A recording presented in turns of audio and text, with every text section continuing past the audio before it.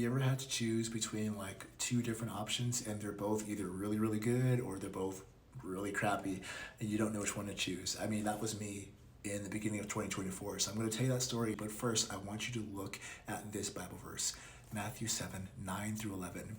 Which of you, if his son asks him for bread, will give him a stone? Or if he asks for a fish, will give him a serpent?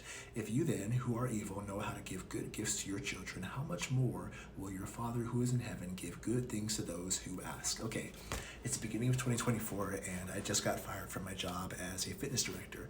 And I was completely blindsided. I was spiraling, didn't know where I was going to go, but a friend's family, the Porters, they let me stay with them in a small town called Independence, Kansas. Now, I wasn't sure what I was going to do for a career, but I figured this was God's way of saying, you know what? You've loved photography your whole life, and you've been praying for a job in photography, so why don't you go ahead and chase that?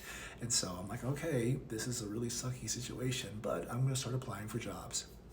Now, before I left that job in California, I was in contact with a job, the one that I have now, here in Utah. And they just kept saying, hey, we don't have any open positions now, but there's going to be an open position that summer. And when it happens, just go ahead and keep your eye out and apply for it. And so for 6 months, all I had was the word of this HR rep. And so 3 months, 4 months, 5 months pass. I'm doing substitute teaching, I'm doing content creation, I'm pulling weeds and weed whacking for the city, and I'm getting anxious. Finally, the day happens. The job opens, I apply, I get an interview, I get the job. Yes. Then, at that point, they say, okay, onboarding is going to take a while just because of the nature of the job and the federal government. It takes a little bit of time, so you're going to have to wait a little bit. And so I'm like, okay, that's fine. I've got the job.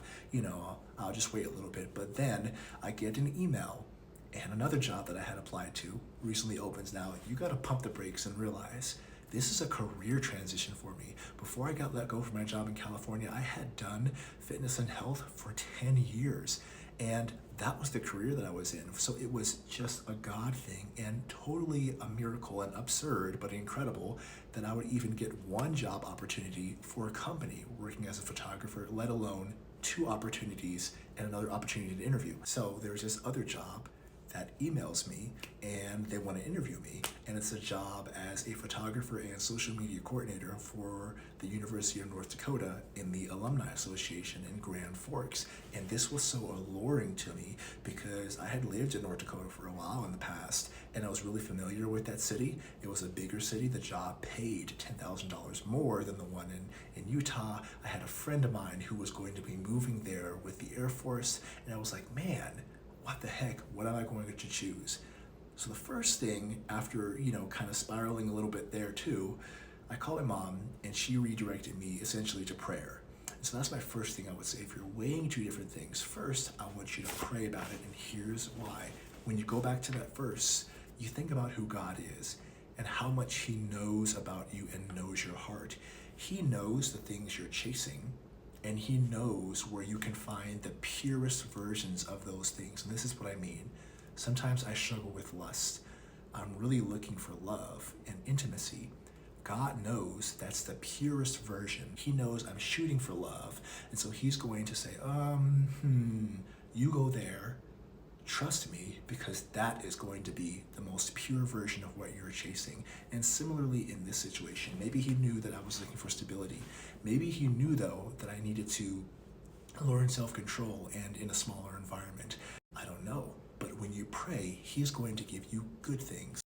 And when you pray to him, he's going to guide you out of his knowledge of you and your purpose. And he's going to guide you through his word, through worship, and the second thing, through wise counsel. So first pray, second, seek wise counsel. So I'm speaking to my mom, I'm speaking to a friend of mine who's also a Christian, Delarian, and I'm speaking to the Porters, the lovely family that hosted me for 6 months. I could barely pay them rent, and they fed me every week.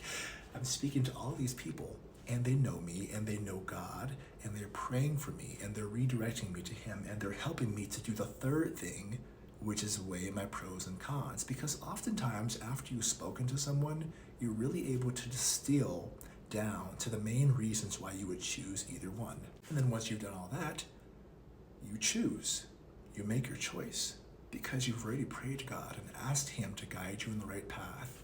You have sought wise counsel amongst people who know you and love you and don't want to wish you harm, and who are also rooted in God.